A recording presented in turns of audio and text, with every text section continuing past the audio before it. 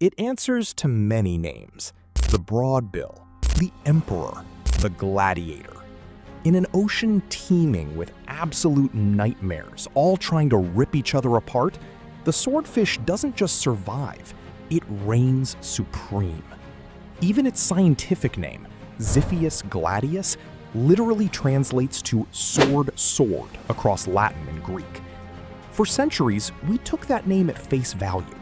You see a creature with a 3-foot razor-sharp spike welded to its skull, and the logical conclusion is obvious. It's out there shish kebabbing its dinner. Except it isn't. In fact, marine biologists recently discovered that a swordfish that actually stabs its prey is usually a dead swordfish. Think about the physics of it. If you impale an animal underwater, your weapon is now stuck, and because that weapon is attached to your face, you are stuck too. Even worse, that sword isn't some indestructible piece of steel, it's bone. If you spear a massive, panicked fish and it decides to twist, roll, or dive, that bone is going to snap. And a swordfish without its bill isn't an apex predator anymore. It's just a horribly unbalanced, unaerodynamic fish with zero defense mechanisms. Evolution spent millions of years sharpening a weapon that, if used the way we thought, would be an evolutionary death sentence. Which hits us with a massive plot twist.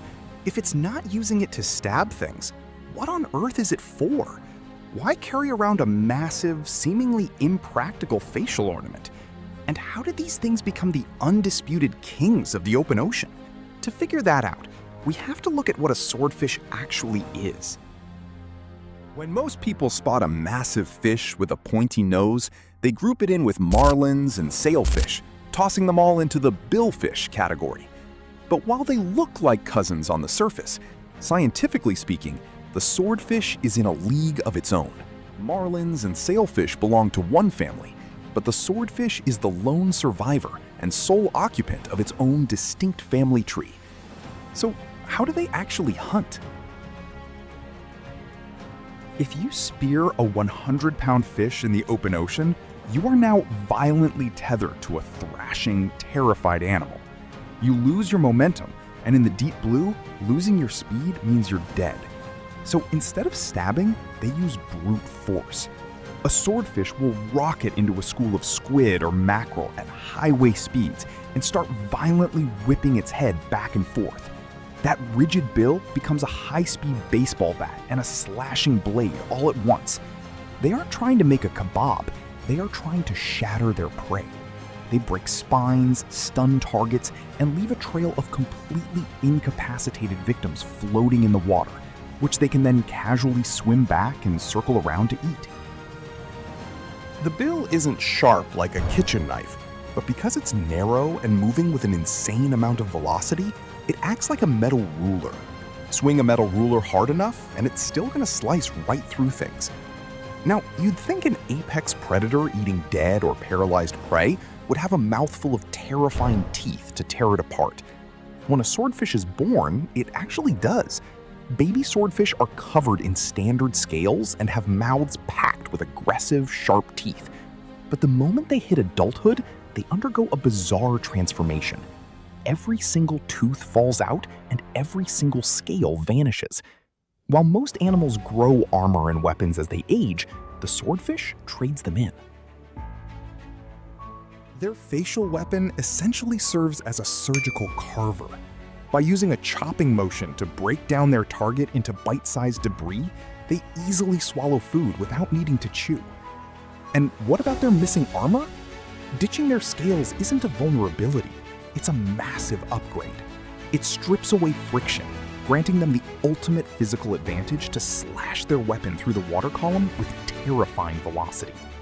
But if you look at the mechanics of this strategy, it completely breaks the rules of underwater physics. Executing a horizontal swinging motion beneath the surface is a logistical nightmare. Think about the immense resistance you experience when trying to swing a blunt object through a deep body of water versus doing it in thin air. The drag forces are overwhelming. By all accounts of basic biomechanics, a swordfish should shatter its own spinal column every time it attempts to whip its head with that much violence. The secret to surviving their own power lies in where that kinetic energy originates. They aren't actually using their necks to swing their weapon. The explosive force is generated from the deep muscle fibers of their torso and tail, driving their whole body into the motion. Furthermore, these creatures are far from delicate or slender. They are absolute oceanic behemoths, monsters scaling up to half a ton of densely packed muscle. It is this gargantuan body mass that provides the heavy momentum needed to cleave through water resistance and flesh simultaneously. Make no mistake though, they didn't evolve this massive size to drift around lazily filtering plankton like baleen whales. Their entire anatomy is engineered for high-speed, predatory warfare. And their favorite target? The legendary giant squid. While pop culture usually associates the hunting of giant squids exclusively with massive sperm whales, swordfish are actively descending into the abyss to challenge these deep-sea krakens too. But the dynamics of these encounters are entirely different. A 50,000-pound sperm whale relies on sheer, overwhelming size superiority to crush a 500-pound squid. For a swordfish, it's a beautifully balanced death match. A 1,000-pound predator squaring off against a 500-pound multi-armed nightmare in the freezing, pitch-black trenches of the deep ocean. To walk away from this encounter alive, the swordfish executes a deliberate strategy of tactical dismemberment. When a giant squid deploys its elongated, sucker-lined tentacles to constrict and suffocate its attacker, the swordfish doesn't waste time targeting the squid's main mantle. Instead, it contorts its torso, channeling half a ton of moving force directly into the flat edge of its bill to systematically hack away the squid's primary weapons. It shears straight through the muscular arms, neutralizing the squid's offensive capabilities in the dark. Once the appendages are severed, the squid is left utterly defenseless. The swordfish simply loops back through the current, collects the floating tentacles like an appetizer, and devours the immobilized torso. Because these gladiatorial conflicts occur at such extreme depths, humanity has never captured them on film. Instead, we have to reconstruct the violence from the horrific, circular tentacle scars and deep beak punctures marring the skin of captured swordfish. Their life cycle is another massive deviation from typical apex ocean predators. For instance, prehistoric sharks like the megalodon gave birth to live young that entered the world at over 6 feet long, immediately occupying a comfortable spot near the top of the food chain. Swordfish, conversely, hatch from microscopic eggs. They begin life as transparent, vulnerable larvae measuring a mere fraction of an inch, entirely devoid of a sword. To survive in a hostile ecosystem where practically every organism views them as a snack, they must outgrow the entire food chain at a breakneck pace. Ultimately, the swordfish is a creature defined by absolute extremes. They don't just live in the ocean. They wage a continuous one-fish war against it. They trade structural safety for blinding speed, barter away their own teeth for a weapon made of bone, and swap a normal life expectancy for a decade of pure, unbridled dominance. They are the physical manifestation of a biological hypercar, engineered entirely for performance, even if it means burning out their own engine in the process.